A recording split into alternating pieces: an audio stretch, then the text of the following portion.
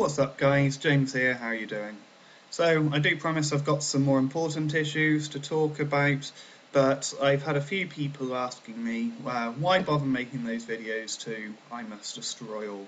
The thing is, I did have a much deeper message which I was trying to convey, but it either went over people's heads or it just got completely lost in all of the shit talking. Now, I Must Destroy All's views seem to be pretty common, especially among the younger YouTubers, and I was hoping at least a few of them would be open-minded enough to listen. Effectively, I Must Destroy All was arguing that asking for donations for a project makes FPS Russia a bad person, which I disagreed with. Now, this by a few people was interpreted as I must love FPS Russia and want to ebeg myself.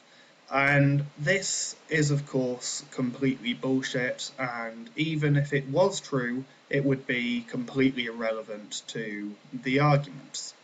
Now, using another example to show why that conclusion is illogical, effectively the argument is person X is bad because they are or do Y, and me responding with being or doing Y doesn't make X a bad person. So another example would be someone saying Kanye West is a bad person because he's black, and me responding with being black doesn't make him a bad person. Now, that wouldn't imply that I love Kanye West, or that I want to be black, or that there aren't other legitimate reasons to dislike him. The logical interpretation of what I said is that there isn't anything wrong with being black, and you shouldn't judge people by the colour of their skin. So I wasn't simply defending FPS Russia, I was defending the concept of asking for donations. Now, the other argument which was made was that FPS Russia could easily afford 50 grand from his own money, and I simply argued that this isn't necessarily the case. Yeah, sure, he probably is rich by my standards, but he certainly isn't filthy rich, and I don't think it's fair to assume he can just pull 50k out of his arse like it's nothing. I've done accounts for businesses with far higher turnovers than what FPS Russia has, ones which are in stable markets without the threat of it all coming to a screeching halt because of false flagging or DMCA, and they still struggle to turn over a profit. Now, FPS Russia has probably earned about $500,000 profit from what he's been doing. That isn't an obscene amount of money in today's world. That's enough to get a house in a cheap area with a nice car, but that's about it. In Bath, where I live, there's flats which cost more than that. Anyway, that's enough about those two, so on to the actual issues. So there's a common viewpoint on YouTube that asking for donations is just wrong, full stop.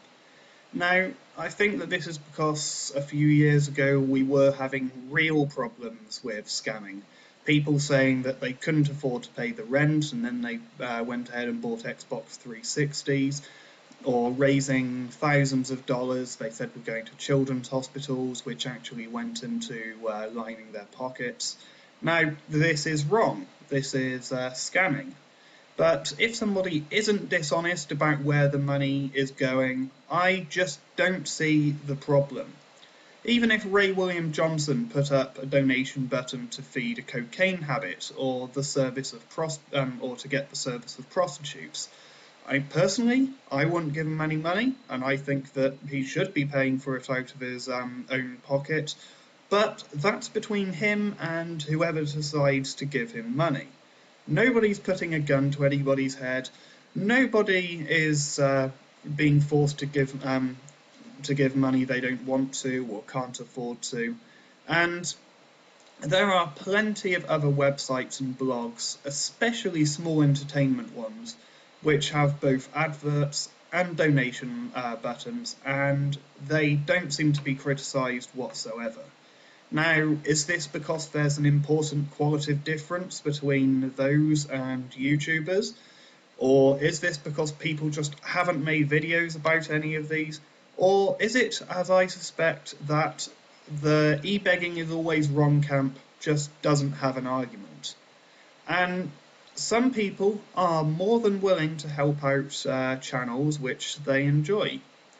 Now, I've been told by the e-begging is always wrong camp that these are just excuses, but I haven't been presented with a real counter-argument yet. And I don't think I'm going to be getting one. I've asked multiple times, and they're completely silent on that matter. And in a free society, the burden of proof is on the person claiming that an action is wrong. It's also worth noting that whenever I see people complaining about YouTubers asking for donations, it's inevitably an attack on the individual rather than criticising the concept in and of itself.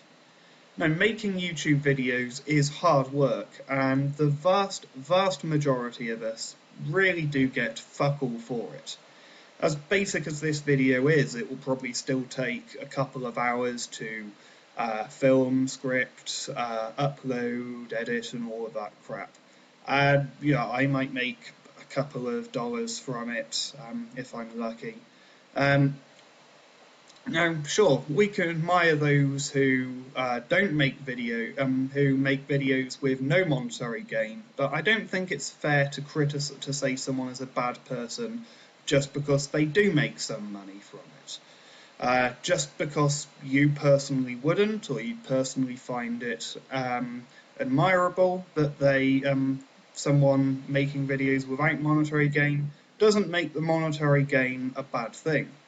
Now, I volunteer at the moment, and I think that that's a good thing to do, but I'm not then going to go and criticise people who don't work for free. Now, if somebody made a house themselves, they did all the work and put the house up themselves, sure, that's an amazing accomplishment. But it wouldn't be fair for them to go around acting high and mighty and criticising people who paid other people to do it for them. For a few people, YouTube is their job, and I don't think that those people should be treated any differently than anybody else who runs a small entertainment company or a website or anything like that. Now, I'm going to be going off on a little tangent here, but it's sort of related. I want people to think about what exactly is money. Now, there's a few people who seem to think that money is some form of evil entity and that it's the root of all evil, and this is complete bullshit. I've got another video planned for the people who are against the monetary system, but put simply, money is simply a product, nothing more, and its purpose is to simplify trade. Without a universal trade product in a world where people really like having stuff, things would have been very, very difficult. The blacksmith might not want pottery, the potter might not want fish, and the fisherman might not want products from the blacksmith. Now, this would of course make things needlessly complicated for everybody to get what they wanted to get. Without money, there would still be people controlling resources. They decide that your bag of grain is now worth half what it was yesterday, and there'd still be people who use this control to do bad things. It's human greed which is the problem, not money itself. As for Kickstarter, it's made possible all sorts of projects which would have never happened otherwise, from websites, games, music, art, technology, all sorts of brilliant things have come about which would have just been impossible without it. And I'll leave a link to some of the most successful projects below. Now, this I can only see as a good thing. Now, projects also generally offer perks for donators, such as exclusive game content, posters, art, or the final product for free. So for the people who think that asking for donations on Kickstarters is wrong, but have no problem with people charging whatever they want for their own products, these perks can be considered products in their own right, so they really don't have a leg to stand on there. Now, work can be looked at the same as money or any other product. It's something which people are willing to trade other goods for, and it has a value. Now, nobody has a problem with collaboration videos on YouTube. The only difference is that in one situation, somebody's asking people to donate time, and the other is people asking people to donate money. Now, finally, I'd like to touch on the subject of how we judge people based on their income or perceived income. Now, yeah, lots of rich people have no fucking clue what it's like to be poor, but conversely, lots of less well-off people, especially young people, have no clue of the value of money. Sure, you could say FPS Russia is rich because he's earned perhaps 400k in the last year, but unless he has other steady sources of income, this certainly isn't filthy rich by any stretch of the imagination. Nobody who makes money off YouTube is filthy rich, especially when you consider how easy it is to lose your channel and your source of income. What can 400k get you these days?